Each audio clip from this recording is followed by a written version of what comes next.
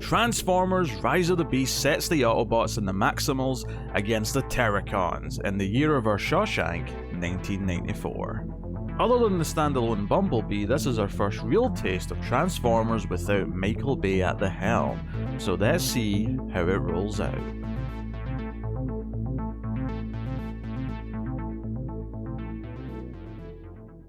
Welcome everyone to the Atomic Cinema Experiment. I am Peter, and joining me as always is Tara.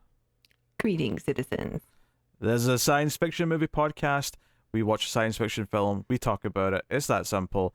And we have been working through the Transformers franchise because there's a new one that's just came out, which is what we're going to talk about today. So we just did all the Michael Bay ones. We actually did Bumblebee like way back at the start of the show. But today we're talking about Transformers Rise of the Beasts, which is the 7th Transformers movie. And not including the animated one, just live action ones. This is the 7th. So we'll start spoiler free as we always do. We'll give you some warning before we get into it.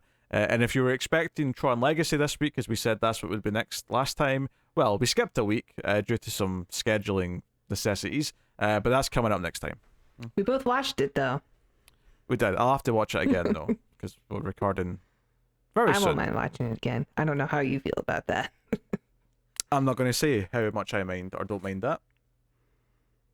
Keeping it Good close, music, though. keeping it close to the chest until it's time to talk about Tron Legacy. But we're going to talk about Rise of the Beasts. So I honestly didn't know what to expect going into this one. At this point, I'm so beat down with those Michael Bay Transformers movies that I'm like, the bar couldn't be set lower. That is absolutely true. The bar cannot be lower. So I didn't know what to feel like. At least it'll be good compared to those probably, or what. Like I didn't know how to feel. But the basic premise of this one is that it's 1994. It's set after Bumblebee, which it's basically treating as like a soft reboot where all the other movies like aren't in the canon anymore, and the Autobots are trapped on Earth. The villains are called Terracons, led by the main villain Scourge, voiced by Peter Dinklage, apparently. And then we have the other hero team of Transformers, which are called Maximals, which are the ones that are all animal-based, led by Optimus Primal, voiced by Ron Perlman. So that's the setup. And we got our human characters, of course, which we'll get into, but that's the basic setup of it. There's a MacGuffin. Everyone wants the MacGuffin, this key spark thing that'll open a portal or some shit. It's the same old sort of stuff. So without getting any further into it, let's rip the band-aid off, as the Americans would say. Tara, how did you feel about Transformers Rise of the Beasts? Well, as stated, the bar could not be set lower, especially since it's been a while since I've watched Bumblebee, and I was only like okay on Bumblebee.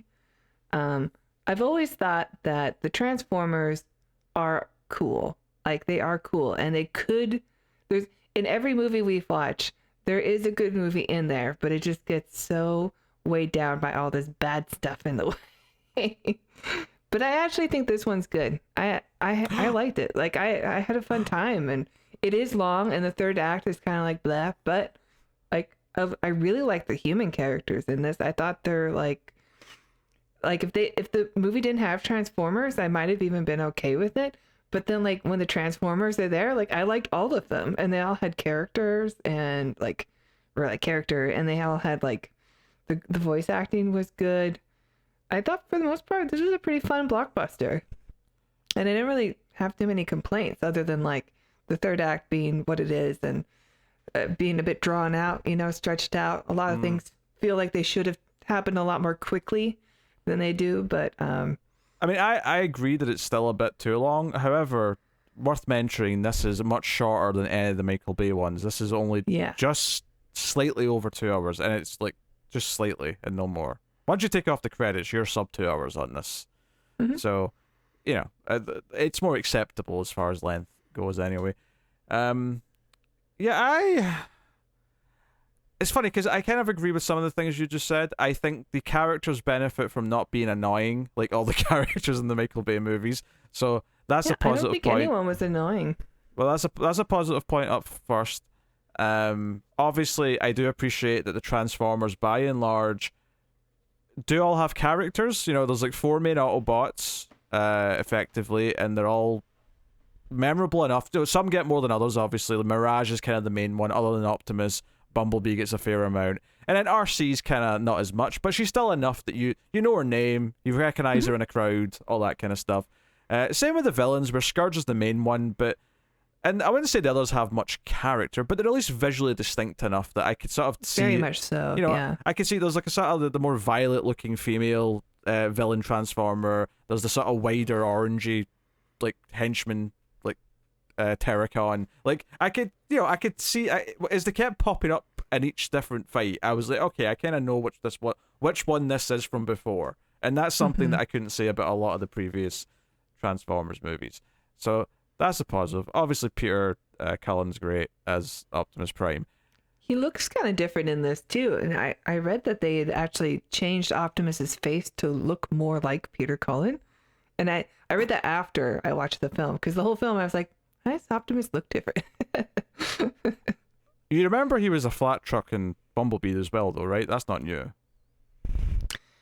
That he looked like that? No, I mean his face is different. Like when he's in his face form. No, I get that you're saying that about the face form, but I mean, like, he entirely looked like, compared to the Michael Bay movies, he looks completely different anyway, and he did in Bumblebee too, because they made him a flat truck in this, like the cartoon. Well, I don't remember Bumblebee. It was like 4 years ago, but we did just watch all the other ones, and so that's when I'm basing it off of the ones that we watched. Well, yeah, but that's why I'm saying it's weird, because like the rest of his body changed too. Well, yeah, that's not what I'm talking about, though. I'm talking about like when he has a human-like face, it looks very different from what we've seen before. Sure. And maybe it's the same. Maybe they did that in Bumblebee, but I don't know. There was like a specific trivia thing about that for this film, that they changed it to look like Peter Cullen, which I was a little distracted by, because I was just like, why does his face look so weird? Okay. I mean, I get what you're saying, but you have to understand that like he's completely different from head to toe as well. Like they've completely redesigned everything. I don't care that, because it's a different time too. Like this takes place in 1994, so the trucks would look different. There's still flatbed trucks today. It's still a creative choice. Like they could have had sure. a flat truck. But like I'm saying, yeah, but of course. But like, you know, 1994 was like almost 30 years ago. Like the trucks look different then. Oh dear. I love that you're trying to apply like logic to this. I don't understand what's happening. I just Why are you picking this apart?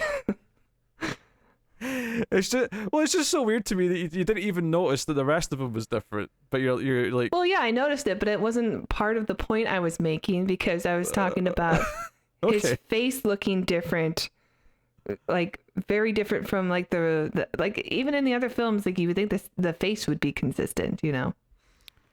Well, no, because those other films aren't canon anymore, so they're free to do what Apparently they want. not, Yeah. because they bring up Mark Wahlberg in at one point. Wait, that's your proof? Is that there's a joke about Mark Wahlberg? I didn't realize that these were not canon, like, to the other films. I mean, I'd say the bigger thing to point that out is that in Transformers, like 2007, they repeatedly act like this is the first time anyone's ever seen a Transformer, including the secret, military and all that. Well, while I was watching it, I was like, I wonder why people don't remember this in the first Transformers. Yeah, because a lot of explosions happening. It's been, I mean, admittedly, a lot of the fighting, well, not all of it, but like all the big third act stuff all happens kind of like in an isolated area away from civilization. So I guess like, people didn't see a lot of that, but still, it's definitely setting up its own thing that it wants to continue. Now, it's not actually done that amazing at the box office, so they may not actually go ahead with anything they've got planned, but we'll see. They've got the animated Origins movie that's coming out next year anyway, because that's already done, or at least mostly done. So we'll definitely see that. But anyway, I wasn't done talking about how I felt about it. God damn it. We got so off track. I blame you for this. Autobots, roll up. I never even said what I felt, other than just agreeing with a few things. Because I honestly, I think it's kind of mid. I started off, and I think it does some smart, cool little things here or there. Like, I think the way it introduces the villain at the start, where you just see like his red light from his chest, like as he's coming through the forest. So it's like this light in the darkness. Like, I think it's like a horror film. I thought that was good. There's some cool little things like that they do throughout. Obviously, I appreciate that. You know, we're kind of inching towards like finally the Autobots actually being the main characters, and we're not quite there yet. But this is as close as we've probably gotten. Optimus kind of has an arc. Where, you know, and not to spoil anything, I'll just say he kind of starts off not liking humans that much, and then by the end, would you believe it, he likes humans a bit more. That's kind of his thing. So it's like, okay, we've got these bare essentials, and I was thinking to myself, if this came out in 2007, if this was the first one, I think it would have been well liked, and it would have held up better than that 2007 movie has, because it's got more going for it than that. Totally. However, this is the 7th movie. And it kind of feels like we keep getting these very slight incremental upgrades. So while it's better than those 5 movies, certainly, I didn't get around to rewatching Bumblebee, so I really can't say if I think it's better than Bumblebee or not. I don't remember Bumblebee well enough to like make that distinction. But while it's definitely better than those 5 movies, part of me was also like, you know, like I've seen Transformers fighting so much at this point that anytime I went into the action scenes, I was just kind of like, you know, like, you're trying really hard, but I'm just, like, I can't get... Like, I was almost enjoying more when it was just the Transformers talking to each other, because it was like, yeah, give me more of this, give me more character development. Like, the action's so old hat at this point. Like, I just... You know, it's a CGI fest. Of course that's what it is, because it's Transformers, but... I do like them, though. Like, I like the action in this film. And it's easy to follow, and, like, you are... like more invested in the characters because you know each one of them, and like you can tell them apart when they're fighting. Things get slowed down, and you know it's I don't know. I thought the action was pretty good, with the exception of the final battle. Yeah, there's a lot going on in the final battle. It gets pretty Marvel formula. There was definitely a point as well where like I appreciated that it opened with a little bit of Transformers stuff to set up the plot, and then it was like, okay, we're going to spend our time now introducing the human characters, and then we'll bring in the Transformers when it's natural. And there was definitely a point where I was like, okay, can we get on with this now? I feel like we've been spending 30 minutes getting to know these humans. And don't get me wrong, they are better than Sam Witwicky. They are. Like, I actually think they're quite good. I thought the lead was great in this. He's okay. Like, he's like, honestly, like, I don't think anything in this movie is that good. I think it's pretty decent at almost everything it does, but I don't think it excels at anything. And this is the thing, like, you're being very positive, and I don't want to like kill the buzz or anything, but I just kind of felt lukewarm throughout, rather than, you know, I wasn't mad, I wasn't angry. It was doing things reasonably well. There were small moments I liked or whatever, but I also it just felt kind of there. It felt like kind of mid, and I never was really able to like get invested or really care that much about what was going on. And I think part of it was just such the generic MacGuffin plot was just like, and part of it again I think is, yeah, it's the 7 Transformers movie, and so many of them have been, we need to find the cube, we need to find the Allspark, we need to find the, well, that was the same thing, but we need to find you know, the shard. We need to find Sam Witwicky. We need to find his glasses. Yeah, like it's been the same thing blink. Every goddamn time. And I think much like what you said about the previous ones is that I can see the good movie in there, and I can see it more clear in this one than any of those previous ones. It's much closer to the surface, but it's still a little bit like we're just kind of going through the motions at some points, where like we have to have human characters, and I think they're better than the characters we had in those old movies, but at a certain point I'm thinking, you know what, this would probably just be better if like they weren't around, like if we didn't have to stop and do the bonding with the human, although admittedly Optimus Prime's whole thing in this is that he kind of needs to like learn to love the humans because he doesn't like them very much, but yeah, I don't know. I was kind of lukewarm and everything. I just, it was a very mid experience, I thought, by the end. Although definitely better than the 5 Bay movies. Like I'll say that for sure. Yeah, I think I like this one more than Bumblebee. I mean, it has been a while, but I thought Bumblebee was an okay story. I guess it was kind of like it was like another Iron Giant meets like Herbie the Love Bug, which are both movies that I like, although I like Herbie more. You're just saying that to hurt me. That's all. That's the reason why you said that. No, Iron Giants is a boys movie. That's not for me. That's all. It's fine. It's a good movie, and I'm sure if I saw it when I was a kid, I would love it, but I didn't. That's so I don't. For people with a heart, yes, I agree. Anyway, what were you saying? But I definitely think this one is good. Like, this is definitely a better version of those films. Like, all the complaints that we have about those other movies are really kind of gone in this one. Like, apart from like the third act or the final battle anyway, feeling it like a Marvel third act, and being like really stretched out in a way, and like there's just there's a lot going on. It's easy to follow, but like it's just bombarding, you know. So much is happening. You get a little bit like, come on already. I kind of just want to see the bad guy fight the good guys and not like hordes and hordes and hordes of things. But you know, for the most part, like I really like the Maximals. I was surprised because they seem kind of silly, but I guess maybe because they're designed like they've got fur and stuff like that and they look like animals, I immediately give them like a more of an innocent quality where I'm like, I just like them more than I do the Autobots. I can't agree with that, I don't think, but sure, go on. I don't know. There's something about them like where I really like the Maximals in this film. Their voice the acting in it is really good as well. We got Michelle Yeoh, and Ron Perlman is, you know, always going to be good. It seems like appropriate casting. I thought Michelle Yeoh and her character actually were quite great. Yeah, I think honestly maybe part of the problem is that it's just such a like if anything, it's not really the transformery parts of this that are making it like mediocre to me. It's the generic blockbuster things that are making it mediocre to me. Because you've said a couple times already that the third act's very kind of Marvel-y third act, right? And maybe my problem with this is less because I thought like, you know, Mirage bonding with the main character and like Optimus having this little arc, like I thought all that was fine. I kind of, when the movie started and it starts off with like a little prelude with the Maximals, I was like, oh, this is a bit Saturday morning cartoon, which honestly is not a bad vibe to go for. No, your Transformers I thought that movie. was a good setup for that, and I felt the same way. I'm like, oh, this is very cartoony. I like it. Yeah. So far.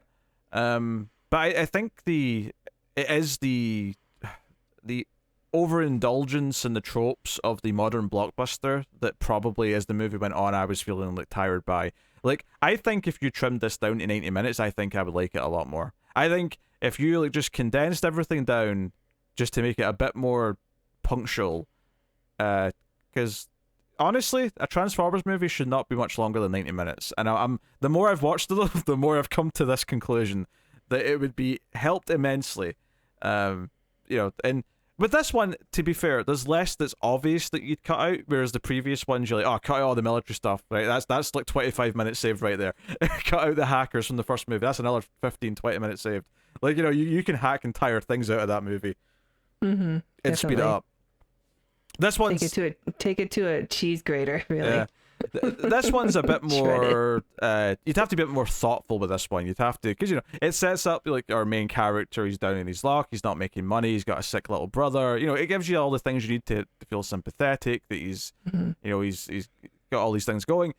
That's all fine. It's doing what it needs to do, but I wouldn't say it's excelling at any of these things either. It's not like I came out of this loving the characters. I think they're fine. They're serviceable. They do what they need to do.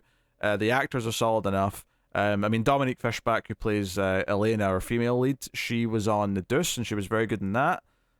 So it was nice to see her here. But I didn't recognize any of the actors. Well, Anthony Ramos, who plays the lead, was on Hamilton, I believe. Really? I think that's what I saw when I clicked on him. I'll double check. Who's played Hamilton? Hamilton. John Lawrence? I guess I'll have to watch it again. I loved Hamilton. John Lawrence and Philip Hamilton. He plays two characters. I don't know. Oh, he plays the kid. Oh, okay. Hamilton wasn't that long ago, was it? He was. I mean, it was. I mean, I've seen Hamilton live and not with the Broadway cast. I only watched Hamilton once on Disney Plus when it was released. Yeah, I thought it was more recent. But I'm only saying that because you said he played a kid, and he's not that young. No. There's like I imagine he's playing the son of Alexander Hamilton, who, grows up to be a young man at one point. Like in the beginning, he's like a kid, and then he grows up. In the second act, he's slightly older. Yeah. So actually, I suppose on that subject, I mean, it's not like a huge deal in the movie, but it is set in 1994, so there's a few little things in there to like. There's a lot to be like, this is 94 guys. I don't know if I'd say it's a lot, because it goes away. Like once you're in the second half of the movie, it doesn't even matter. It's 1994. It doesn't matter. Yeah. It's all early on. It's the little brother wearing a Power Rangers t-shirt. Playing a Game Boy, it's talking about defeating Bowser. Yeah, the radio mentioning Marky Mark's becoming an actor, and that feels like a little wink, nudge, nudge. Like, say no more. There's a few little things like that, and the music and whatever O.J. else. Simpson trial comes up at one point. Oh yeah, okay, yeah, you mentioned that. All the costumes were pretty good as far as like giving out, like the jackets and stuff are very familiar for 90s. I'm not sure about the hairstyles though. Like I didn't really feel like I was, sent back into the 90s. It kind of has that modern day Quantum Leap thing going on with the hair. Didn't appreciate that. Yeah, I didn't really, honestly, despite all the references to like pop culture and stuff, I didn't really get a sense of 90s from it, other than of course the New York skyline is very noticeable. Oh yeah. But that's true. Like I didn't really feel like there was much in I mean, I guess at one point, like the main character, he's good with tech or whatever, and he's like working on like a cable box to give someone free cable, and I'm like, okay, that's very 90s, I suppose, because that's something people did in the 90s. But like, I wouldn't say it felt super 90s. Like, the weirdest thing is like the thing that makes it 90s more than anything is that no one whips out a phone at any point, and that's basically it. Which is almost like makes writing easier in a weird way. Like people having phones on them. Oh, it definitely does. Yeah, people having phones on them all the time makes writing scripts like really tough because there's so many instances where you're like, why don't they just whip out their phone and look this thing up or call this person or. I would have appreciated a car phone at one point though. Maybe Mirage could have had a car phone. Oh yeah. There's not a. I guess it's got enough of a sprinkle of 90s stuff in it without ever feeling like it's actually trying to feel like a period piece, if that makes sense. Which is not to say that I want it to be super pandering either, because that would be annoying if it was like, every 2 minutes, here's a 90s reference, so we're in the 90s. But just something, I don't know, simple. I guess it's hard to watch 90s stuff and not hope for like a little bit of mild fuzz, if you will, on the screen, just like the color gradient being slightly off or something. Like if you really want to do 90s and like make it feel like you're watching a 90s thing, you would put more effort into that kind of stuff. You would make the film look 90s. I mean, that's not. I get what you're saying. If you were watching like a 90s TV show, I get what you're saying. But 90s movies, if you watch them in HD, don't have that. Like they look, but they still look like 90s though. They look. Yeah, but it's not the same though.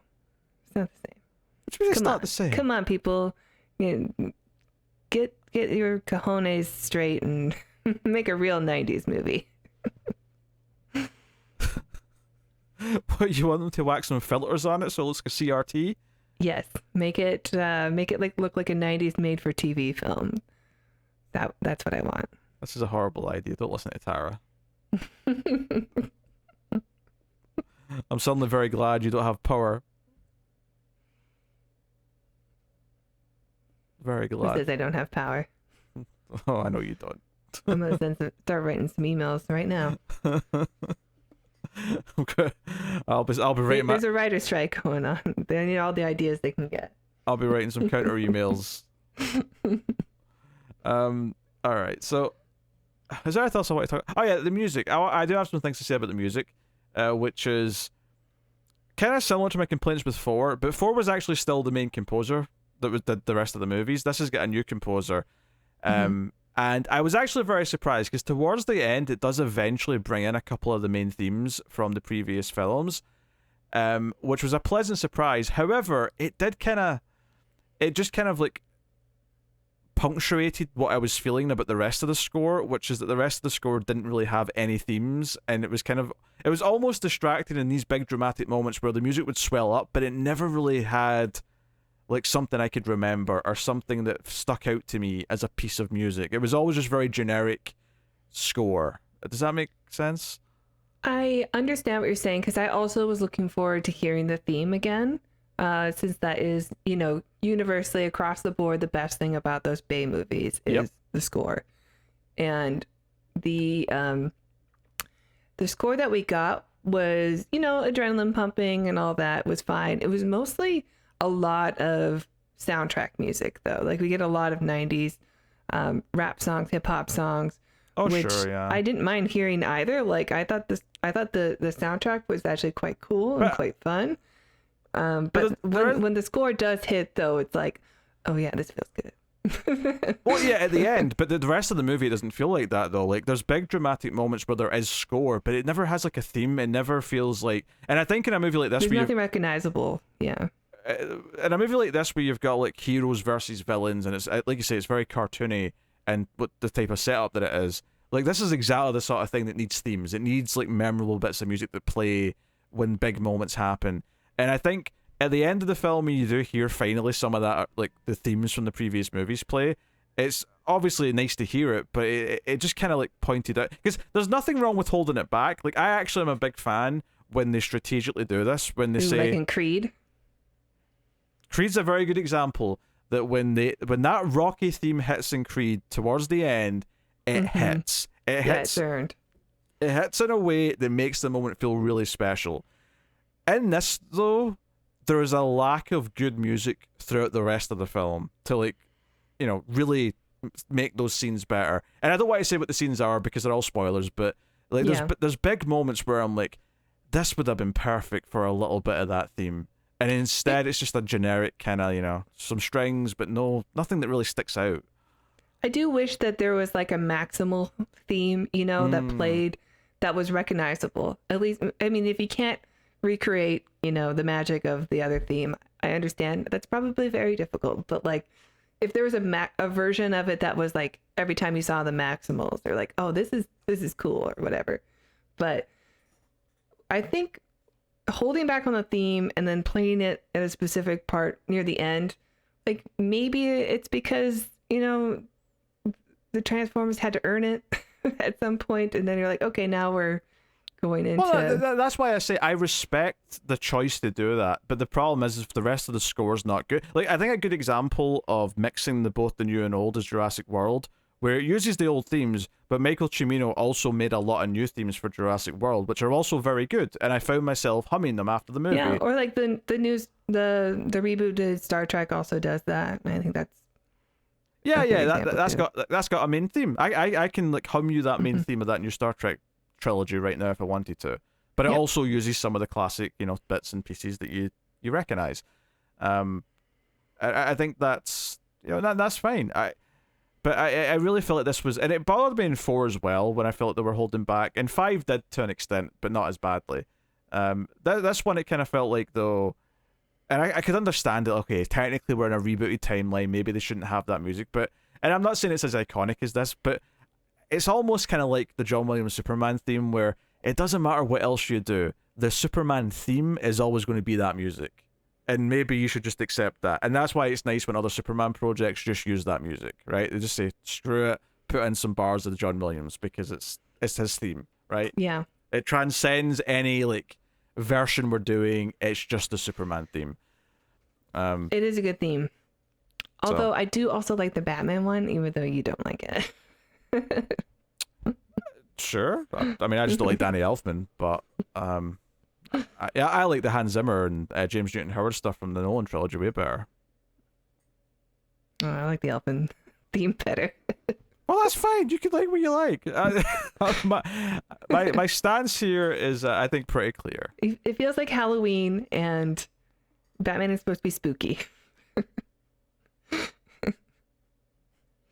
But he's also supposed to be heroic and lots of other things. He's a spooky hero, though. Come on. Well, he's yeah. I think the new He Batman wears a costume. He goes around at night. The new He's Batman, a spooky guy. The new Batman movie had like a sort of dread-inducing bit of music. That was way better than Danny Elfman, the hack. I mean, it was a good theme, but it's not Danny Elfman. It's better than Danny Elfman. I agree. We can all be thankful that it's not Danny Elfman.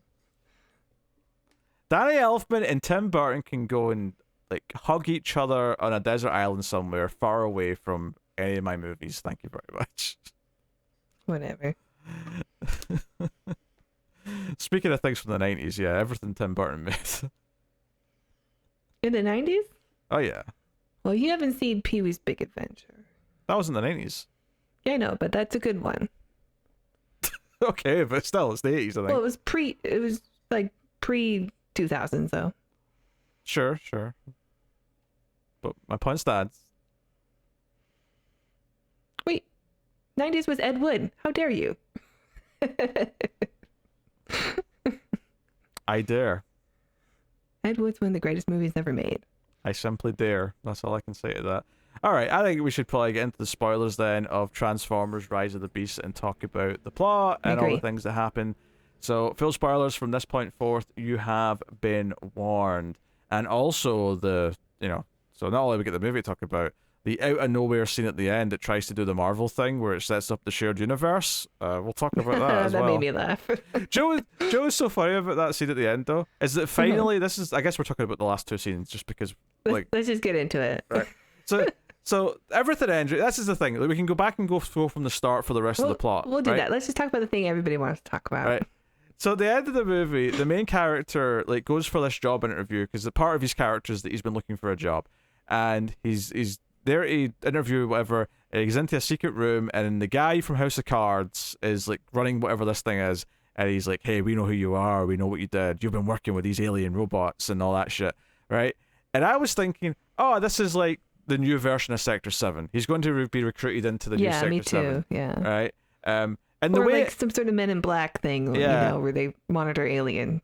And the funny thing is the way, because it kind of hid the actor's face. I'm forgetting his name.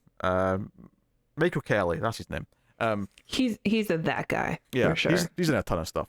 But they kind of hide his face at first. So when they revealed his face, I was sort of like building up, thinking, "Oh, it's going to be someone we recognize that will mean something." And I was like, "Oh, I know this guy, but not from these movies, though. I just know the actor." Okay. And it kept talking like, "Oh yeah, we protect the country. We want you to be on board and help us." And then the back wall opens up, and we see like a military base or whatever it is, this secret hangar with all this stuff in it. There's like alien technology in it. Yeah. And then so the end of the movie is him. And you know what's so weird? This feels like it should be the mid-credit scene, but it's not. But then there is a mid-credit scene that feels like it would have fit better before the credits. I don't know, it's weird. It's like they swapped the scenes around. But he gets a business card from this guy, and he turns it over, and I'm glad it just said what it was, because I would never have known what any of this was if this didn't just flat out say it. But the card says G.I. Joe. So they're trying to set up a Hasbro universe that includes both Transformers and G.I. Joe, and no doubt some other things, probably. I mean, that could work.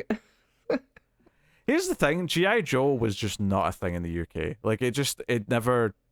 I wonder why. It never even, like, was a blip. The first time I ever heard of G.I. Joe was when the movie from, like, 2008 or whatever it was coming out. The Channing Tatum one? Yeah. I think,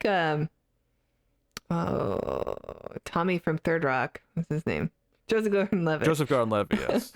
I think he was Cobra Kai in that film. That sounds right. And then The Rock was on the second one. They actually made a second one. Oh yeah, I saw both of them in the theaters. Oh really?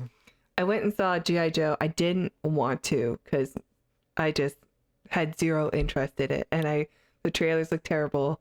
And the bar, again, was like as low as it could be. And I actually ended up liking the film. It's an unpopular opinion, but I actually enjoyed myself in that theater experience. But I did not like the second one. Fair enough. I've not seen... I did have G.I. Joes when I was a kid also, but they were my brother's toys that I would steal. Yeah, I've not seen them. Are they sci-fi enough for us to do someday? I mean, probably. They're more like if James Bond is sci-fi, then yeah. Okay. Well, I don't really want to, admittedly, but if they actually come out with a movie at some point, we might have to consider it. Yeah, maybe. I mean, I wouldn't hate going revisiting it and seeing if my opinions still stand. But I knew when I left the theater, I'm like, it's probably because my expectations were really low, but I actually enjoyed it. So this main character then, Noah Diaz, is he like a known G.I. Joe character? Is that a thing from G.I. Joe? I couldn't tell you. I don't remember. Oh. The other thought I had when I left the theater today, I was like, why is it only the Boy Show get like the the crossover film franchise? Like, when am I gonna get my Care Bears and like My Little Ponytails and Gummy Bears? Like, when are we gonna get our shot, our cinematic universe? Because all the nerds don't buy expensive statues for those things. Are you kidding? Do you know how much My Little Ponies go for? Like the original ones? Huge toy collectors. Dreams. You know, it's off camera, but I could tell you put your hand on your hip to say that last part, and that was deeply unsettling. Like you got in my face there for that. So yeah, I don't know what to make of this. I actually started laughing when it went to credits because like I was building it up like, oh, what is this? What is this they're teasing? What is this? And then it said G.I. Joe, and I just started laughing because I'm like, I don't give a shit about this. Did you stay till the very end of the credits? Because I did not. No. I honestly, when the mid-credit scene started, I was already standing up and ready to leave, and then I was like, oh, there's a scene. Oh, I better pay attention for a minute, and then left. Okay. Yeah, because I sat through most of the credits, and like everybody else left, and I'm like, oh, I think they know something. I think so. I looked up on my phone, and it said there wasn't a credit after, or a scene after the credits were done, but I don't know. Sometimes it's unreliable. Yeah. So... All right, well, we'll go back to the start, I guess. All right. So, yeah, the Maximals are on their planet. The Maximals are on their planet. They're the Unicron. And this is the other thing that makes it not canon with the others, actually, is that Unicron was, like, Earth in Transformers the last night. Yeah. Whereas now Unicron's actually more like, I think, what Unicron's supposed to be, which is just this big planet-eating son of a bitch. But Scourge works for Unicron, and Scourge is here to get this magic key MacGuffin thing. I don't even know what they called it. What did they call this? You saw it today, so you might remember better than I do. I think they just called it the key. Was it just the key? Okay. So he's after the key, which is just this rod thing. And the previous leader of the Maximals, some other ape-looking one, like gives it and like basically anoints Optimus Primal as the new leader, and is like, "No, I'll hold off Scourge. You go." And like I said earlier, like I think the introduction of Scourge, where it's just the red light of his chest coming through the shadows of the forest, actually looked quite good. The forest is really cool looking too, because it's like they're like the trees are all alien looking, so they've got like they're kind of hollow in. They're like Swiss cheese trees, but I thought that was cool to make it look alien, you know. Yeah, so we're sort of briefly introduced to Optimus Primal and his team, which is the sort of the bird one, which is Michelle Yeoh, and then there's there's a cheetah one, and then what was the fourth one? Rhino. There you go. So yeah, it introduces all these, and like it's like, okay, this is our setup, but then we're going to go to 1994 New York, and we're going to be introduced to our characters. So our two main characters, one is Noah, and he's got a little brother who's sick, but he's very friendly with. His mother's struggling. The mother, by the way, is played by the actress who was on Dexter. Just throw that out there. Never watched it. She's only in 2 scenes in the movie, so you don't get too excited, but she's there. And we get that he's struggling. He gets turned down for a job because he apparently left the military dishonorably because his brother was sick, basically. And they didn't take too kindly to that, so he's been blacklisted everywhere for security jobs, which is the sort of thing that he's looking for. So he agrees to help his sort of dodgy friend steal a car, and that kind of sets us up for what he's going to be doing early on in the film.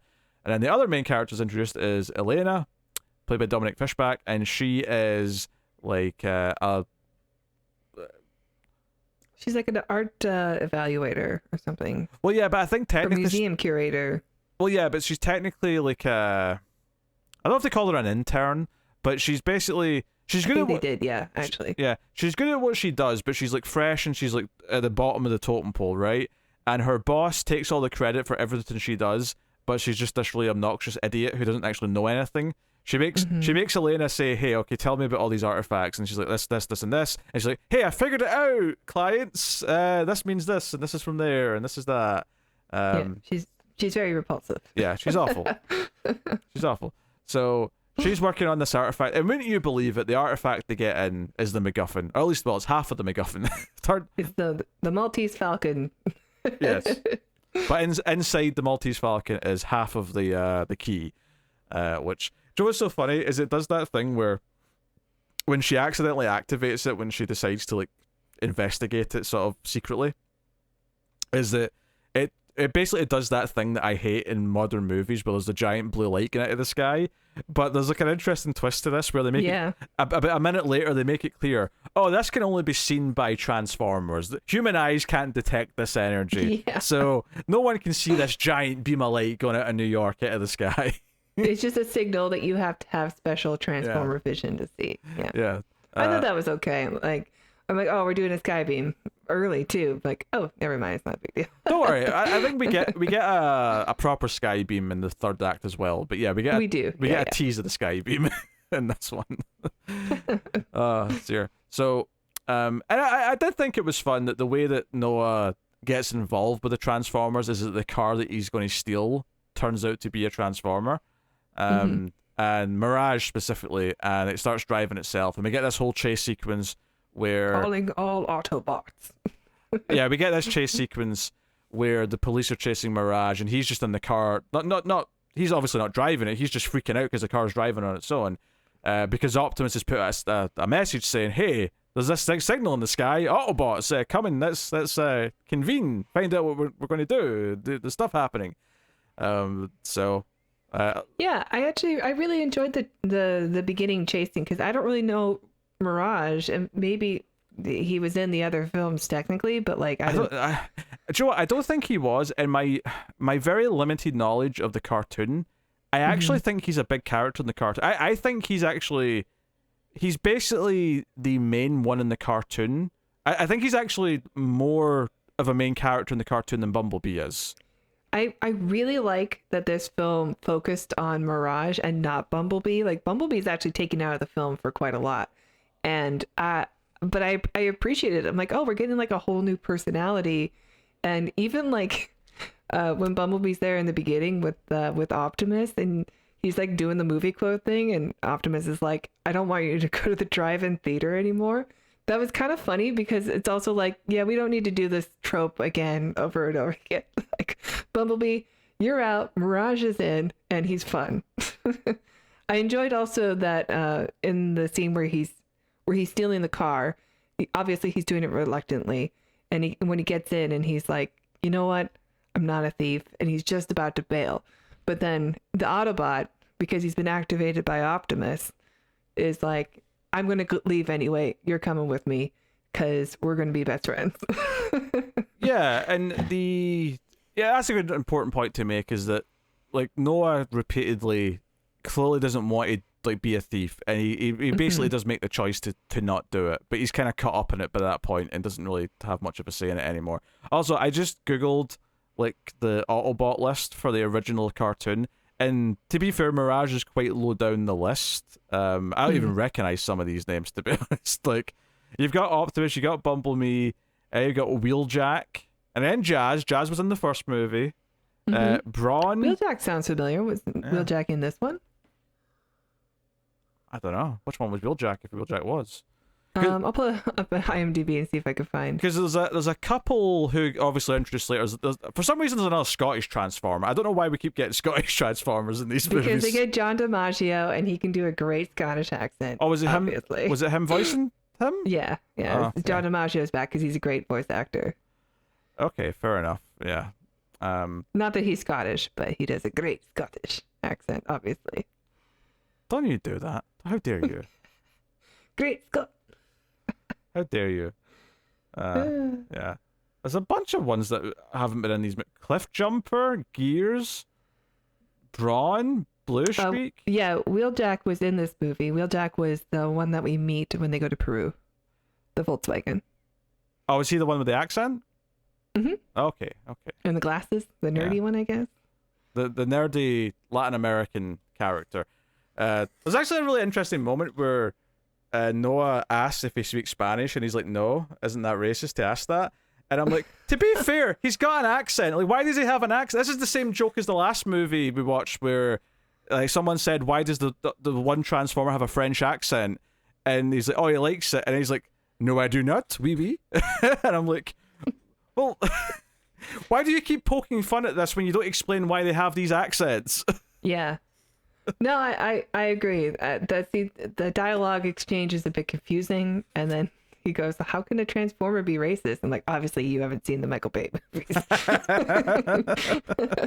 Oh, it's possible, buddy. Trust me. Yeah. So basically, he ends up being taken to the Autobots meeting, where Optimus is like, "Hey, this energy, this is something that can get us home." And I do actually kind of like that the Autobots and Optimus don't know who the Terracons are. They don't know who the Maximals are. That's all alien to them as well, because it's not from their planet. It's not Cybertron. That said, though, I was thinking early on in the film, though, I'm like, how do they explain why Optimus Primal's called that? Because this is so weird if he just happens to have that name. But later on, when he meets Optimus Prime, he does say, "I was named after you," and I'm like, oh, okay, all right, at least you've said that. It does make me wonder. Wait, so like, is the legend of the Autobots like spread through all the robotic planets and like? I imagine so. Like they're clearly, from the same origin, but they've just grown up different, evolved differently based on what planet they're on, right? I mean, that's a big question that I don't know how to answer. You're asking far too much of a philosophical and nerdy question. I think the lore could work in that way. It's kind of like the Star Trek lore, where everyone looks like a humanoid because they're all from the same thing. I appreciated that he said, "I was named after you," because that would have been such a coincidence to swallow if not. So I appreciate that. Did you like Mirage? Because I was kind of expecting you to hate him because he's voiced by Pete Davidson. I can't see his smug face, so it was definitely easier to take than when I can't see him. I love Pete Davidson. Like, I think he's a great actor, and I think he's a really great comedian. And I haven't obviously I've watched him for a long time on SNL also, but a lot of dudes do not like him, and I have to think it's because he's a ladies' man and nobody understands why. I mean, I didn't know. Except for the ladies, of course. I didn't know that about him, though. Like, when I realized I didn't like him, I just saw him in a movie and didn't like him. Was it Suicide Squad? Like, I don't know what other movie. It's Bodies. Oh, yeah. No, that's a good movie. I didn't like it very much, but yeah, whatever. That's a real good movie. But I think Mirage is alright. I think sometimes his humor dips into a little bit of that, like, annoying, like, we're going for the teen boy demographic kind of level of humor, but for the most part, it's fine. Yeah.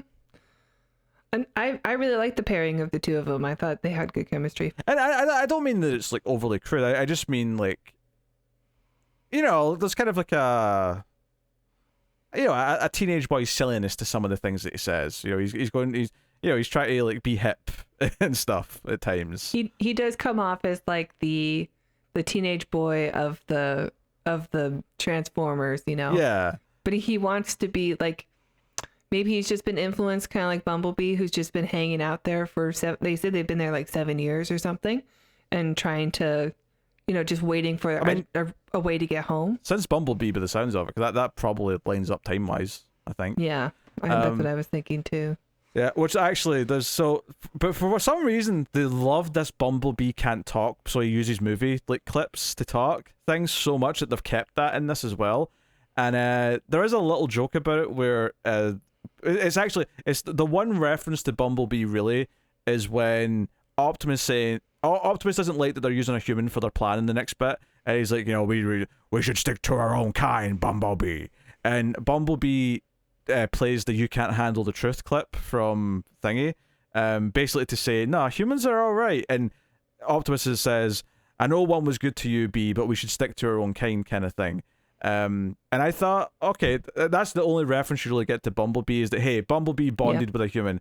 But there's a little joke after this when he uses another movie clip where Optimus goes, and Bumblebee, stop going to that drive-in theater, which I thought was amusing because, yeah, me too. I brought it up earlier because I thought, oh, that's really funny. And also it's like, we're done with this shtick. Like, let's get a new Transformer as like the role that Bumblebee has been filling for all these other films. It definitely felt refreshing to have another Transformer take center stage and get a bit of development, because it has just always been Optimus and Bumblebee, and I don't want to lose them. I think so. No, actually, when stuff happens to Bumblebee, I get real upset. yeah, it was definitely a sad moment. It was a little bit kind of like I almost felt like, okay, you know what? It's a bit weird you're killing I guess we're into it, but you're killing Bumblebee off when he's the only one who's technically had his own movie, and we're doing that right next. So immediately I went, and we're only at the end of Act 1. I smell a resurrection by the time we finish this movie. And sure enough, he does. He has his big comeback towards the end. I mean, but even I was like, well, that could be like the next movie, or like a credit scene or something, like his eyes open or they light up or whatever. But but they keep his body around the whole time, and they keep talking about what could maybe bring him back. So I'm like, okay, he's like. Oh, I was also thinking the MacGuffin would do it. Like they would do the Allspark thing. Yeah. Like there's not enough power on this planet. Like, well, maybe the key is the key. Well, like, technically it is that. It does it. It's just not directly that. It's that sending out all the energy on. Yeah, but it is, but it isn't. Yeah.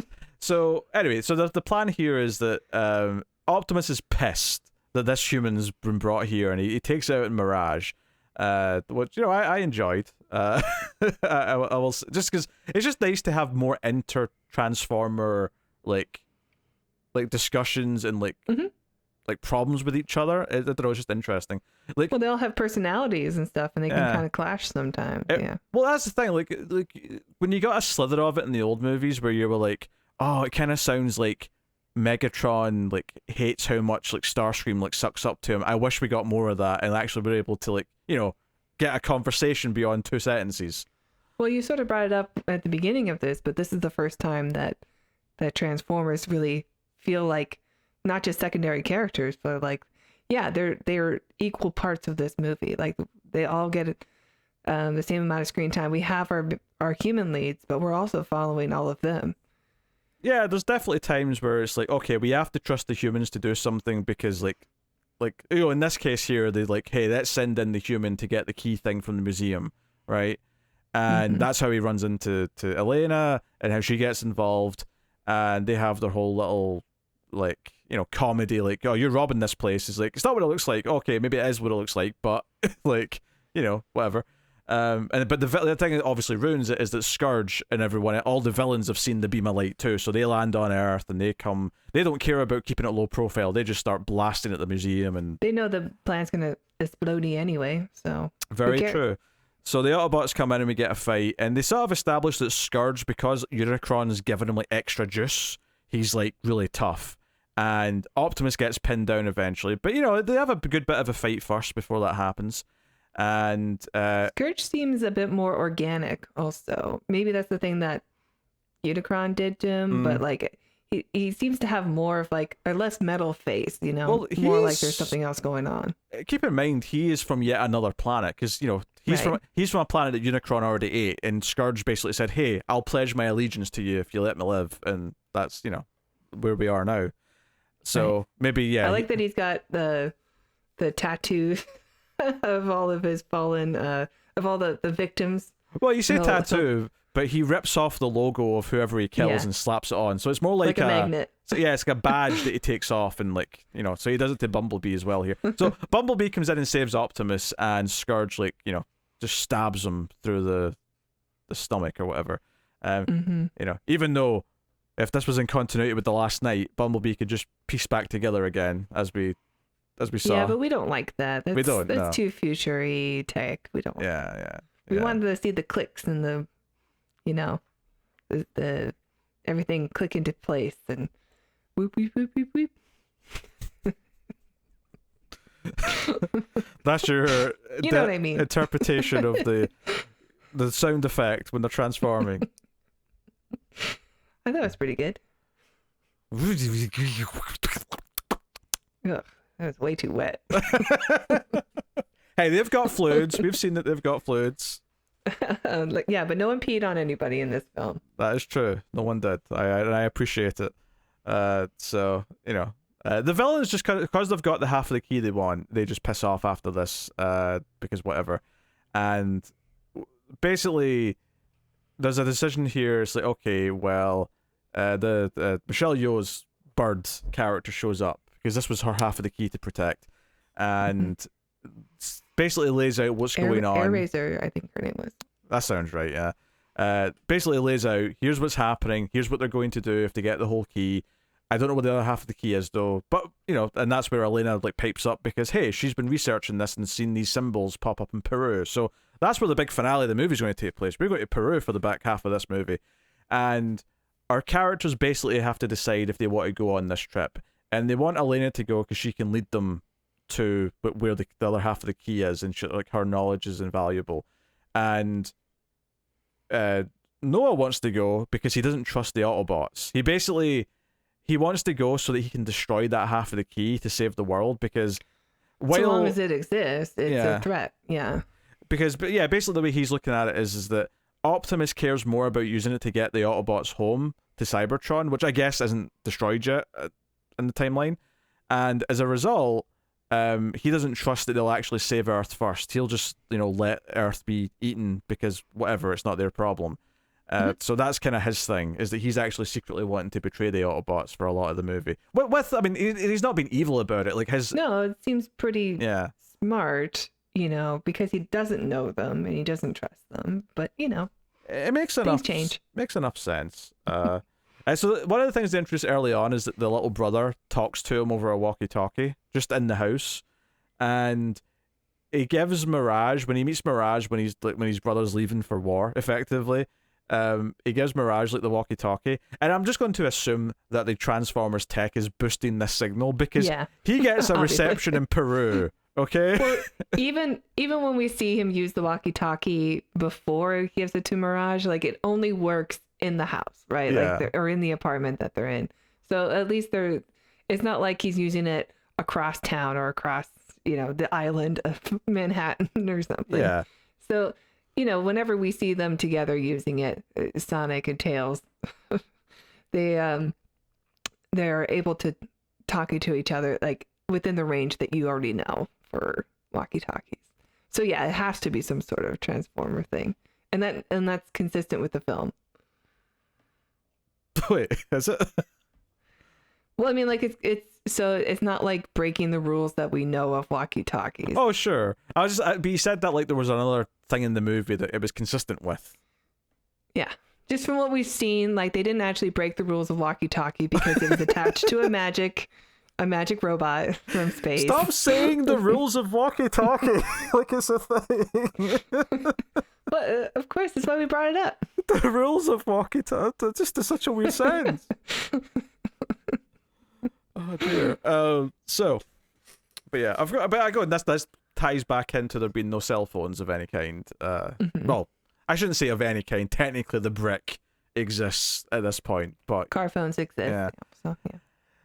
So yeah. So they go off in the big Scottish Transformer, who's a big cargo plane size, and that flies them to Peru, and I love how Elena and Noah just have a conversation about who they are, and Optimus Prime's just in the background out of focus the entire scene. Yeah, it was funny actually. He's just lost in his own thoughts, looking out the window. He's just thinking having a about nice life. ride.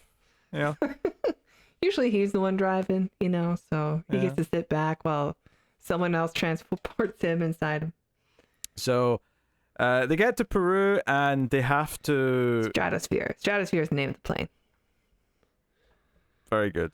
Oh, to be honestly, it's a big like old school cargo plane though. I would not think of the word stratosphere. Like I would think stratosphere is more like a jet that goes up into the the stratosphere. Probably now, right? Yeah. Like If he's still around. Like the sort of thing like you get in Top Gun. That's the sort of jet I would think if it's a transformer would be called stratosphere. Yeah, was this plane around? Did it come with the Transformers with Optimus and all of them? With the other Autobots when they got stranded on Earth? I guess. Or is it like always here?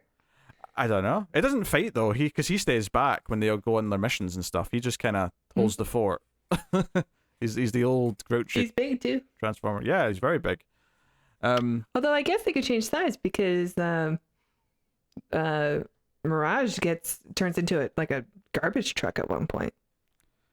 Yeah, he transforms into a bunch of stuff, and then he turns himself into a suit for Noah to wear in the last act as well. So clearly, he can alter his size quite a bit, but but maybe that's like specific to him though, because he's Mirage and he can like create copies and like add extra things. Because his whole gimmick, of course, that we saw earlier on in the police chase is that he can make duplicates that are holograms, which I guess ties into them making holograms of drivers as well. Like I suppose that's like an extension of that where.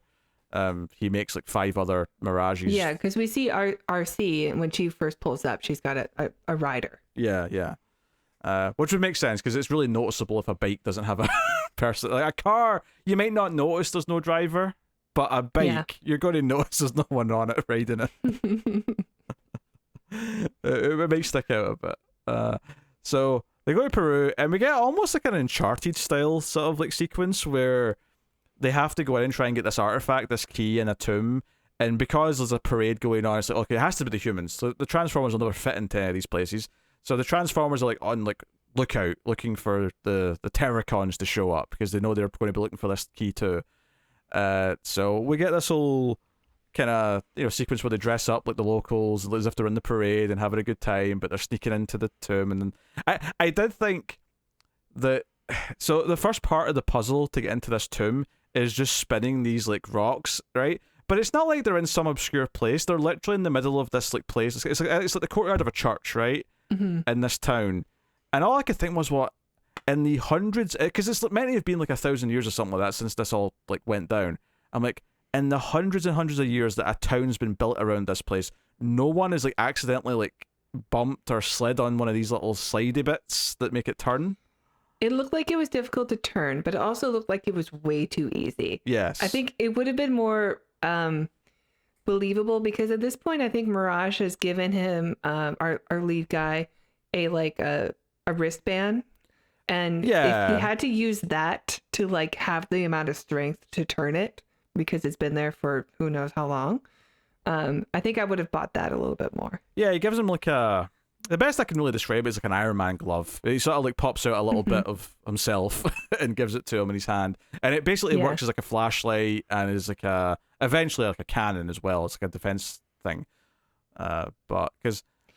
Yeah, so if that device also helped like increase his strength, so he was able to move this thing that was, been there for millennia. Or even just But no, he just is able to turn it with, or maybe even not, even if it wasn't strength, maybe if it was just like little bits came out and went into some like slots so that you got a grip to turn that. Whereas they just do it with their bare hands. Like Elaine is just going like that. It's like she's like a DJ just like spinning a record, right? And that's it, and it starts spinning, and it just feels really easy. But the key's already gone because after they fight for like one of the small little monstery Terracon things, the henchmen chase after them in the tunnels. After that, they basically find out that the half of the key that was here was already removed by the other Maximals to protect it. So there's a bit of a chase in the countryside and the roads coming out of the town, where Optimus is like, he's pissed about Bumblebee. He's like ready to go to war with Scourge. He wants to prove himself. But it's I think it's Airraiser who like breathes fire like down this like like a dragon. Yeah, it's like one of those winding roads going down a hill, and she like just ignites like half of it so that they have to stop fighting. It looked good. So they end up kind of retreating, and get into the jungle, meeting the Maximals for the first time. They're ready to fight at first until like Air Razor comes in and is like, hey guys, come on, we're all good guys here. Let's not fight. And Optimus is like gobsmacked to find out that the Maximals have been working with like a tribe who lives near here, and like these humans like help protect the key. And he's like, "You trust the humans? What?" It's like, yeah, they're really nice. Yeah, they're actually not so bad, you know. Yeah. There's a little give and take, but wild stuff. So that kind of sets up like all this. But unfortunately, I think it was around here where Air Razor gets like infected by it. Like Scourge throws something at her.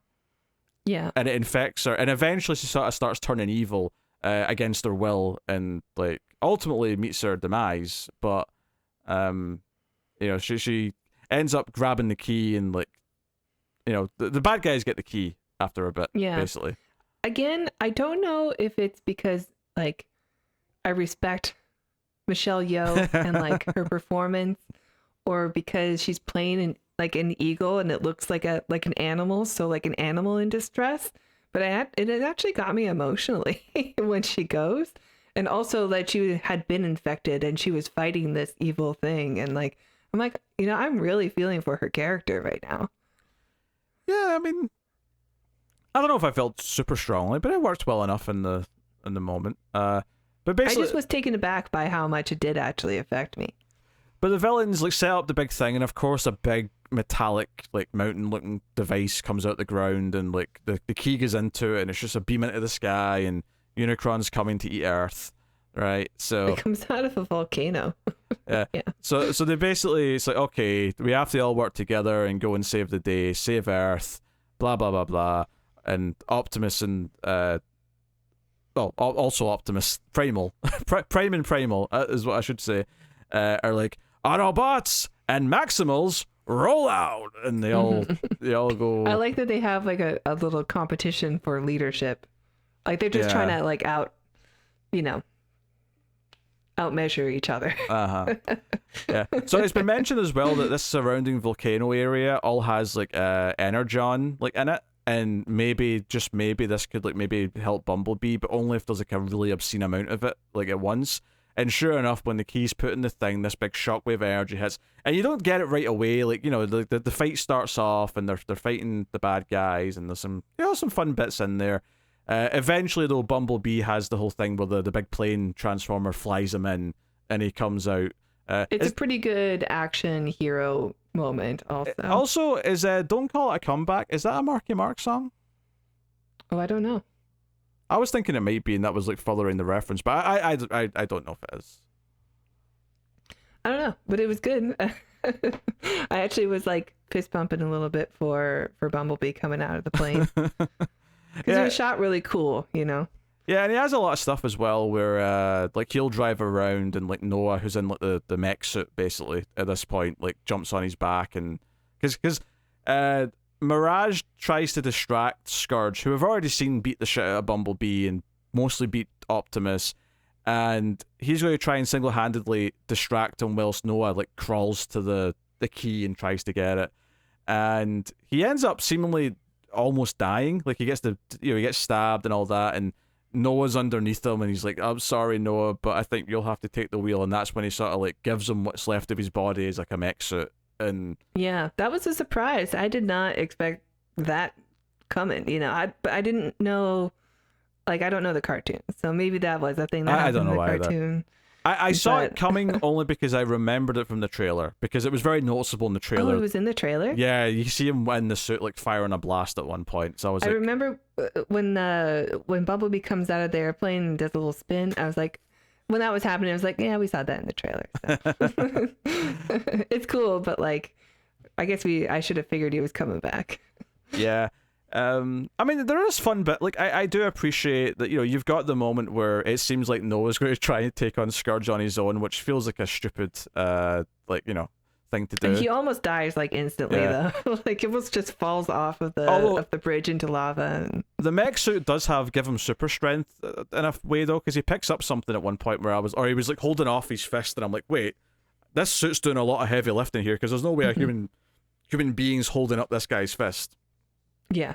But sure enough, Definitely. there's that moment which punctuates the entire thing for Optimus, where he says, "Are you going to die alone, you pathetic human?" And Optimus like comes up and he is not alone. Like, and he does the superhero landing where he's on like one foot and he's like, "All right, we fight together," and we get the whole big thing.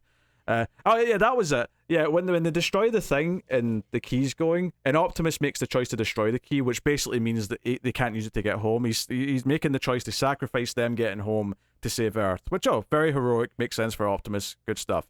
But when he destroys the key, it starts sucking everything in like a black hole or something like that, right?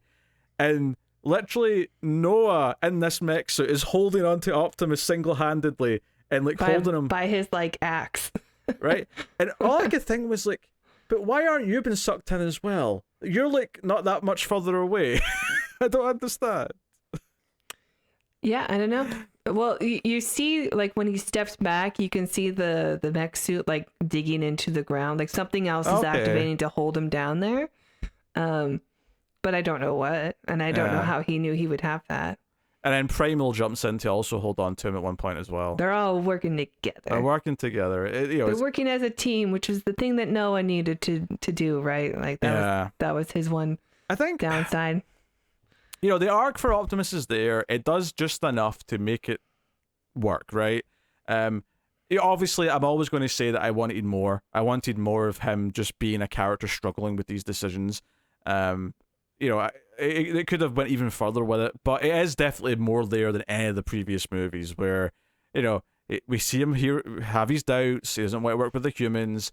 He's sort of forced to recognize that they have help, that these other machines are working with them, and then ultimately actually becoming like a side. And it's when they like drive away after like almost being sucked into the thing. Maybe on Bumblebee. I think Bumblebee like swoops in and like or maybe they're just all on Optimus's back. I can't remember, but they all jump on the back of like one of them, and they're driving out, and that's when the actual theme starts playing. And it was almost surprising because the movie had avoided having a theme up until that point. That I was like, oh, you're actually playing it.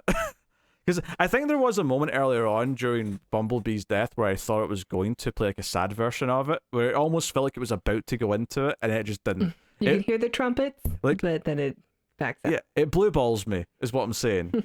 The score kept blue balls in me, and that's not like I'm not for it. Okay. But yeah, it works well. And honestly, this is the first Transformers movie. Again, I don't remember Bumblebee well enough, but out of all the Bay ones, this is the first one that doesn't just abruptly cut to credits as soon as Optimus is done with his speech. Although it looks like it's going to, though. It looks like it's going to, and then you get the scene that leads to the G.I. Joe tease. What I will say though is that when Optimus gives his speech, a couple of lines into it, he finally says his line. He's like, "My name is Optimus Prime," and I almost cheered out of like, just like it's so stupid how he always says it now. And we were making fun of like he's just still saying the same thing. He's just we watched 5 of them in a row. Yeah. Okay. But yeah, he says the thing. He's like, "Oh, we're here on Earth. We worked with the humans. Calling all Autobots who are out there looking for a home, come to Earth. Blah blah blah." So I think probably the biggest thing that hurts this movie is that it is the 7th one, and that it follows a lot of tropes and trends that blockbusters in general have. I think if it was just like more being its own thing. And part of that it can't accomplish because, like you say, you can't just erase the fact that we had 6 Transformers movies already. That's just like something it has to deal with.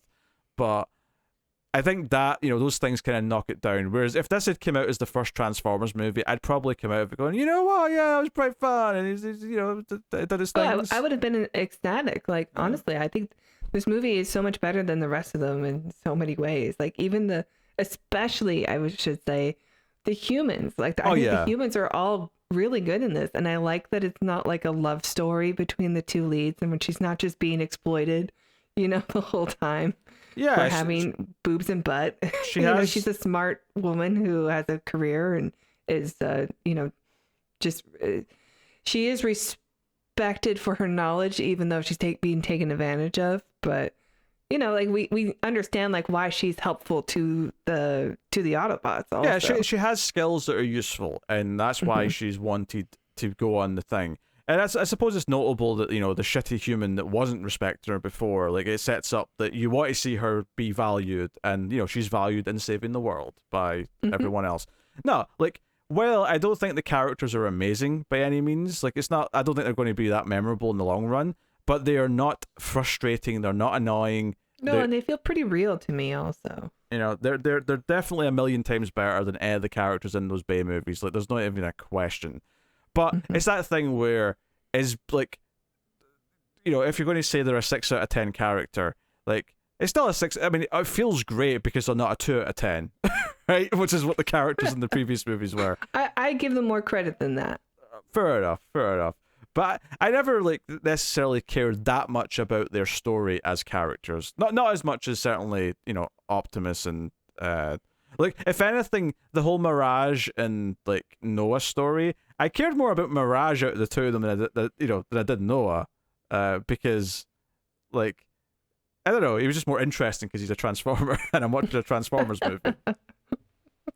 I like Noah. I like the actor a lot. I thought Noah was a good character. Oh, the actor's fine. Noble, yeah. And I like his relationship with his younger brother, who has this condition, and he's always trying to help him out, but being the big brother, but just limited by money, which makes him turn to crime.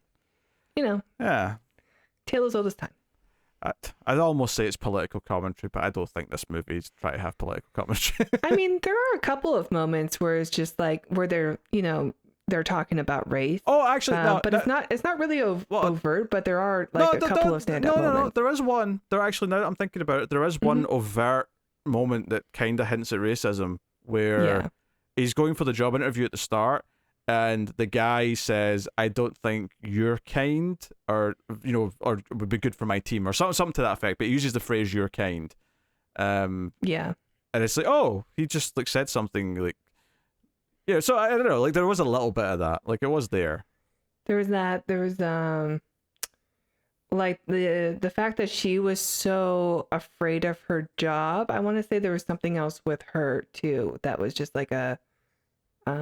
it's a commentary about racism here, but it's not as overt as that one. Oh yeah, because her boss is a white woman who's using all of her skills and benefiting for herself, and making her just go get the coffee, basically. Do all the real work and also do all my errands, kind of thing. Sure, yeah. Yeah. It doesn't go super deep into it, obviously, I don't think. If anything, I think tightening this up by trimming out 15 minutes even, just, getting through a little bit of the introductions a little bit quicker, maybe tighten up the third act, which may be a bit more, it's a bit over the top. Yeah, I mean, there's just so many, I don't know if they're Terracon still, but there's just all these little dog, or not dog, but they're smaller Transformers that just keep appearing, goblin-like ones. And I like the design of the Scorpion ones that we saw. I thought those were really menacing looking and cool. And the other ones look just like generic ones that we had seen previously they look like more Bay Transformer Decepticon things. But there's just so many of them that it started to feel like I was watching the end of Infinity War or Endgame or something. Or even just any Avengers movie, really. Yeah, it just kind of becomes this mush of CG to an extent. But I like the car chase through in the beginning for the action. I thought that was a really strong action scene, and with funny moments too. And it really showed off what Mirage can do, and we're in a Transformers movie where we're going to get some really cool, just new skills and things that they could do that we didn't see before. There's one point where the Mirage is driving backwards, and Noah, who's inside, and was I don't like this. So he just transforms into going forward again. I thought that was a really neat set piece there. Yeah. For special effect. Which is the first time Noah sees any transforming of any kind, so he's freaking out when this happens around him. Yeah. Hopefully the Pete Davidson Bob put the seatbelt on. I didn't check, but... And honestly, I do think the Transformers, by and large, look pretty good. Optimus looks great. He looks way more like his cartoon design. You know, he's still more complex. They look more realistic, I guess, but he has that much better, more authentic kind of cartoon look to him, which is good. He looks like an action figure that you can move all the leg parts and stuff. And I think Bumblebee being shorter than he was when he was in the early Bay movies, I think does make him more sympathetic, and so it makes it hurt more when he gets killed early on. And you see his wings and stuff. Like he looked like an insect. I like that. Yeah, which I think is actually kind of part of the point almost. So, no, I think that's cool. Oh, do you know who was voicing Wheeljack? No. Football is life. Oh. From Ted Lasso, anyone if you didn't get that reference. Oh yeah. I hope he becomes a superstar. Yeah, no, I'm just looking at that character guide just to see the ones that I didn't. Yeah, Air Razor was right. That's neat, I guess. The evil female transformer, which I guess is the Terracon, the sort of the violet one that's got the pointy head. That was Nightbird. So I never learned her name, but like she was like, you know, these characters were always distinct. But they were still distinct looking. Yeah. And the fact that they had an evil female one, we hadn't seen that before. You know, you're right. I don't think we have had an evil female transformer up until now. But I mean, we've barely like RC was technically in the second Transformers, but like she was just kind of there in the background. It was like no. You know, she was really fun. featured. I wouldn't mind if they do make another one that she's kind of like the one that people attach to. And it makes sense. Gets attached to a human character, you know. Yeah, I like the size differences between them all. She's obviously the smallest because she's a bike, so obviously there's not as much like metal and stuff to like make a super tall one. Optimus is much taller than the others because he's a truck, whereas, you know, the cars are a bit more, I guess, average height. Oh, I also really liked when the Maximals like turned into a more humanoid shape. I'm like, oh yeah, I guess I wasn't expecting this. I should have, but because they're Transformers still. But we do actually see them transform at one point during the final battle. Yeah, I almost wish that they sort of did it in another scene just so I could see it better, because it was quite quick and like in the heat of the battle. I don't know why, but for some reason I thought they would transform from animals into vehicles rather than animals into more humanoid. Yeah, no, they look like the humanoid Transformers, which I guess also I was maybe expecting that too, because they tend to stay in their animal form. Like that's how they're comfortable. Whereas the Autobots like don't stay cars; they transform into humanoid shapes when they need to have conversations. Yeah, actually, there's a joke at one point when they reveal how they're going to get to Peru, and Mirage finds out it's going to be this old plane transformer. He says, "Oh hell with that! I'm walking to Peru." And I thought that was a really weird joke because I'm like, you can literally transform into a car. You don't have to walk. That's true. Like, it's a long time to drive to Peru, absolutely, but it's better than walking. He said he could transform into a Lamborghini. Those are pretty fast.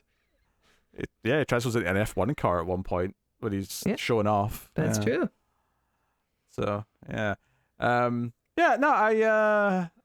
I think you like this movie. Come on. I mean, I liked it like to a point. Like, you know, I'm just not that enthusiastic. I can't be like gleeful about it. Like I just, you know, it's like there's definitely moments that made me smile, and I was a young boy once. I mean, it was Power Rangers for me, but like, you know, my love of the Megazord definitely translates to like Optimus Prime. Why wouldn't it? It's kind of similar idea. So, you know, but you know, it's got a lot of the modern like blockbuster like bloat and like tropes that I think do weigh it down a little bit and make it feel a bit generic at times. But like it definitely doesn't. It doesn't commit the sins of the past. Okay, it doesn't commit the sins of the Bay movies by and large, and therefore, you know, objectively, it's just a better movie than all of those. You know, for numerous reasons. So, yeah, I mean, there you go. Will we see more? Will we see a sequel to this? I don't know. Will it upset me if we don't? I mean, not really. Like, I'm okay if this is the last one. even though clearly they want to keep going with this and they want to spin it out. I wonder if they'll do the same thing again though, where they like, you know, because they didn't bring Haley Steinfeld back for this, like, so do they like then go to like a new human character and just keep the Transformers as the evolving characters that we can keep coming back to? I don't know.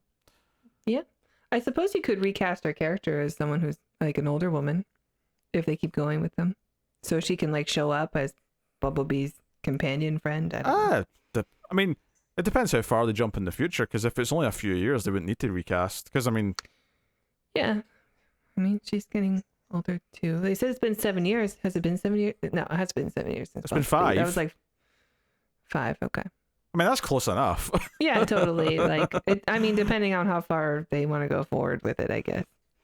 I think she was playing younger in that movie, though. Yeah, which, but if anything, that just makes it easier to say, yeah, it's still her. They'd have to go to like present day for it to be like, okay, you have to cast a different actress. Now she's Julie Louis-Dreyfus. Whereas, you know, like I think if you're setting it even just before 2000 or even the early 2000s, you could probably still just have her. If you wanted to have her character back, you just have Haley Steinfeld. Yeah, that's true. You know, so yeah, it's weird. Like, if anything, this was probably the least eventful of these discussions because I wasn't yelling and like screaming at how terrible it was. Definitely the most enjoyable for me. Yeah. I can't compare it to Bumblebee. I didn't get around to rewatching it. I kind of forgot that we were so close to the new one. I thought I had more time, so I never watched Bumblebee again. But, you know, yeah. Although I did see a headline that it was doing really well internationally. Oh, it very well might be. In fact, you know what? I'll go check Box Office Mojo and see what the current numbers are. Admittedly, though, it's still technically it's Sunday night, so it's still opening weekend, so they probably don't have the international numbers on there yet. My screening was not full. I know that. Like, it wasn't sold out, and where I go to see the movies, they tend to sell out because they're smaller theaters, smaller screen, smaller like seating capacity. Okay. Okay, so yeah, it's made about 60 million opening weekend US and then 110 internationally for 170 global. That's definitely a bit lower, I think, than the rest of the movies. It may still make enough though to justify sequels though. Like, that's still not terrible.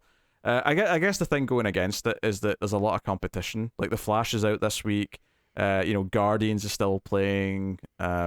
You know, there's a lot of movies coming out next week. I don't know how well Spider-Man's doing, but Spider-Verse is out, too. yeah. And I think we're not that far away from the new indie. You know, like, so that's at the end of the month, yeah.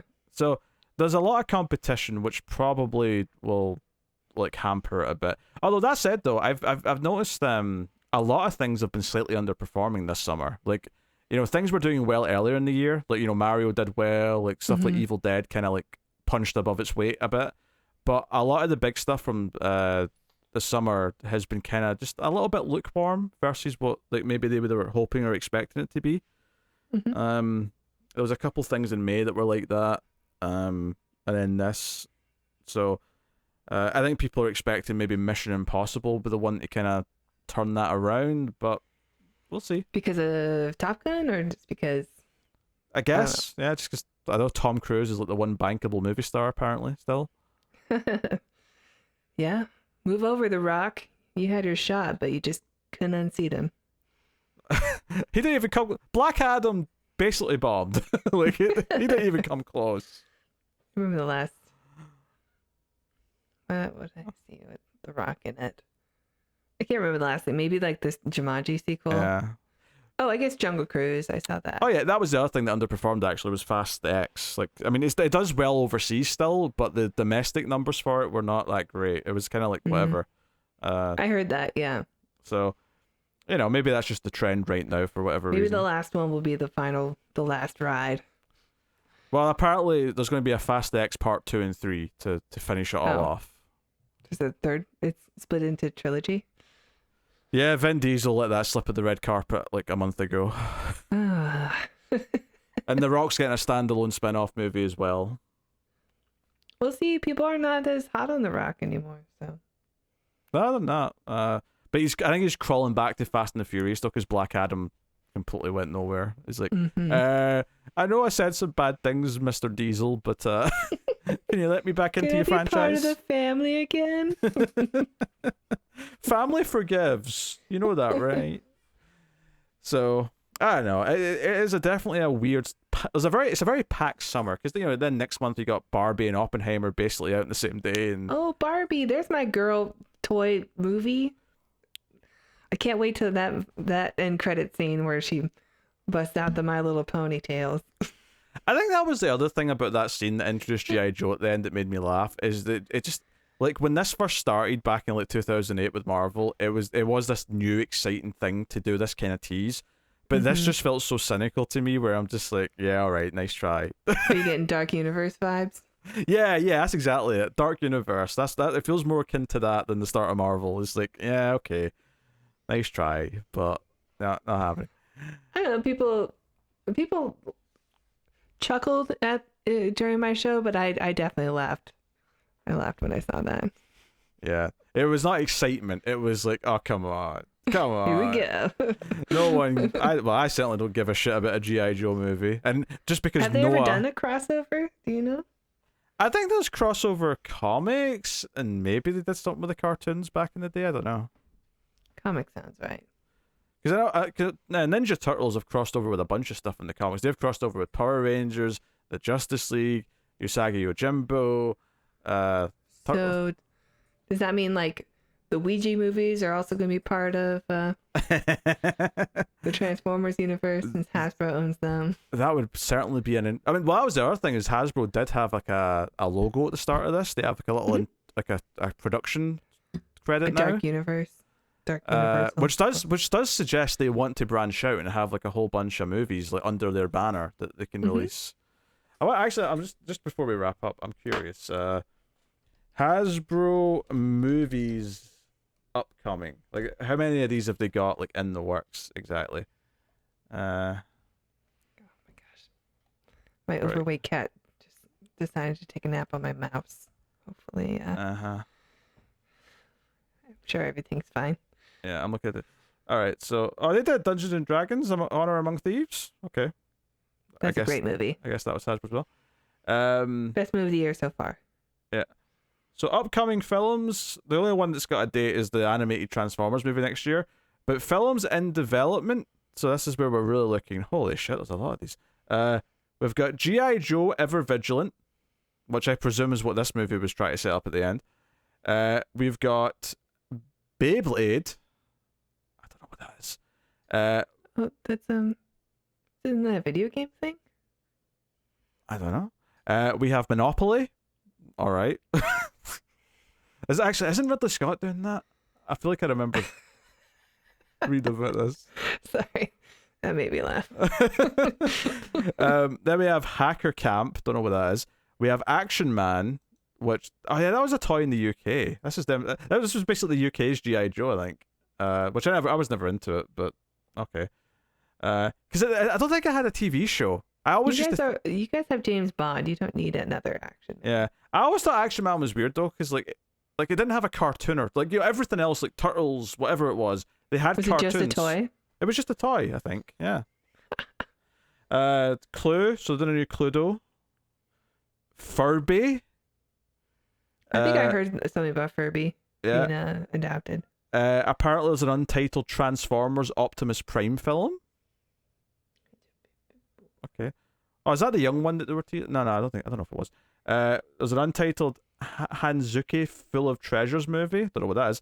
There's a Play-Doh movie. I guess Hasbro and Play-Doh. We have Rom the Space Knight, which I've never heard of. Mask, which I've never heard of. There's an untitled Power Rangers movie. And an untitled G.I. Joe spin-off film. Or maybe that's what this one was teasing. So there's 2 G.I. Joe movies in the works. Jesus. Okay. I wonder if this Optimus Prime movie is meant to be a sequel to this, or if that's a separate like one-off thing like Bumblebee, and then maybe it'll be a cartoon or an animated movie. And then there might also be a sequel to this potentially if it does well enough. Yeah. Yeah, but okay. But my question is out of all of these, which ones are in the Hasbro Cinematic Universe? Because they can't all be. I don't foresee Play-Doh and Monopoly being in the same universe as G.I. Joe and the Transformers. So Monopoly Planet. It's just Earth. It's just a man with a monocle being like, yes, this game is shit. You're going to be... Even the person who wins Monopoly is begging for it to end by the time you're getting close to the finish. It's going to be 6 hours long. Do you play Monopoly at all? I mean, I have played Monopoly, and I hate it. Do you do the rule, like, when you pay to the bank, you just put it in the middle, and then free parking gets all the money in the middle? I've done it. I've done it both yes and no. Like, it just depends. Did you know that that's not a rule? I did know it's not a rule, yes. I had no idea. Apparently, that's why the game lasts so much longer than it should. Well, it lasts a lot longer anyway. It lasts like a long time anyway. But I feel like someone came up with that rule to try and just make it more exciting. That there's a chance of winning something. Because the game is so painfully dull and boring, and no one's happy by the end, including the person that wins. Monopoly's a shit game. The Animal Crossing one is adorable and super fun and shorter. I'll take your word for it. Everybody wins because it's adorable. I'll take your word for it. Alright, so anyway, we need to get back to Transformers and rate the bitch. So, what are you rating Rise of the Beasts? Okay, so it's gonna sound crazy, but I'm gonna give it a 7. I genuinely enjoy it. Like, I know that's really blockbuster formula, blah blah blah, but like those tend to be 7s usually also for me. Like, I have a fun time with those kind of movies. When people make fun of me now for when I don't appreciate an older, like, 50s sci-fi movie, that's boring. They're like, oh, you probably like the Transformers movies? I get to be like, yeah, I like one of them. So maybe. Yeah, I'm not going to go quite as high as a 7, but I'm not going to go negative, though. I think it does... Like, I'm thinking like a 6. Maybe a 6.5 at a push, but probably just a 6. I think I'll just go with a 6. It's perfectly fine. It's definitely better than those other movies, and I think if you really care about Transformers, you get something out of it. But totally. I've definitely seen like a lukewarm reaction, like by and large, to it. Like, one from critics, but also just from people who have went to see it, and just generally speaking, people saying that I think there was like advanced previews of this and The Flash at the same time, and like everyone who like picked this was regretting not seeing The Flash. Which, for the record, I am not looking forward to that Flash movie. I am very opinionated on it as a DC Comics fan. I'm not happy about it whatsoever. I'm not seeing it in theaters. You're gonna get the Danny Elfman theme. Oh, I know. It's in the trailer. It's in the goddamn trailer. I'm aware of that. But that's my problem, though, is that like all anyone's talking about is the goddamn 89 Batman in it, when it should be a Flash movie. It is not a Flash movie. It's a weird like multiverse nonsense with all these other things. Well, no one's gonna see it because nobody likes the leading actor anymore. I know. Well, yeah, they're miscast for a start, but like, yeah, that's a whole thing. Anyway, look, I've been. There's been some good movies this year. I've enjoyed going to the theater for the most part this year, but there's definitely some stuff that I don't want to see, and that's one of them. I do actually want to see the Flash movie, and it's because, well, I do like the '89 Batman. I know there's reasons not to, but I do like it. But also, it's from the writers of Dungeons and Dragons, and they also wrote like Spider-Man: Homecoming, and those are like really fun movies and funny. So maybe it'll be good. Okay. I expect it'll be a mixed bag, not necessarily terrible, but I imagine a lot of the things that I expect not to like about it, I'll really not like. So yeah, I'm in no rush. But yeah, so that'll about do us then. So yeah, we were meant to be doing Tron Legacy before this one, but it's actually kind of in a way nice that it's ended up after, because it kicks off a season. We're doing a little season of movies where we're doing a bunch of number 2s. No, not poop, not poop. Just stinkers. Get that out of your head. No, we're doing a bunch of number 2s to movies that we have already done. So we're starting off with Tron Legacy, and we've got some other sequels planned. The finale of the whole thing is going to be Empire Strikes Back after about 4 or 5 episodes. But yeah, we're going to do a bunch of number 2s. So that's a big one. Yeah, that's a big number 2. we got Cube 2 planned. We've got Oh, that seems like a bonus movie. No. We'll do Cube 2. I think that was one of them anyway. I'd have to double check, but we're doing a bunch of sequels. So thank you very much for joining us. We appreciate it. You can support all the content over at patreon.com/MailFuzzTV. Every month you get a bonus episode at the $3 tier and up, which is just usually some sort of B movie science fiction thing. This coming month, the next episode is going to be Theodore Rex, if that sounds like fun. And guess what? It turns out it's on YouTube for free. So everyone can watch it before the review. Congratulations. Also, every month we have the $5 tier and up, the Ace Meltdown, which is basically just a catch-up thing for us where we sit down and chat about what we've been watching movie-wise, what we've been playing video game-wise, and also we give each other a sci-fi quiz at the start, just so that there's something sci-fi themed on it, because otherwise it's just whatever.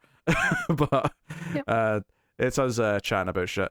So yeah, you get those on Patreon. There's bonuses for the other shows. Obviously I should promote Screams After Midnight, the horror movie podcast that I do with Tim, and the Collector's Cut, which is the franchise movie podcast that I do with David. And go and check out those and have fun and stuff. So highly recommend. I'm a fan. That is the show. That is the Atomic Cinema Experiment. Thank you once again for watching or listening. We always appreciate it. Keep watching the science fiction and computer. Add salsa.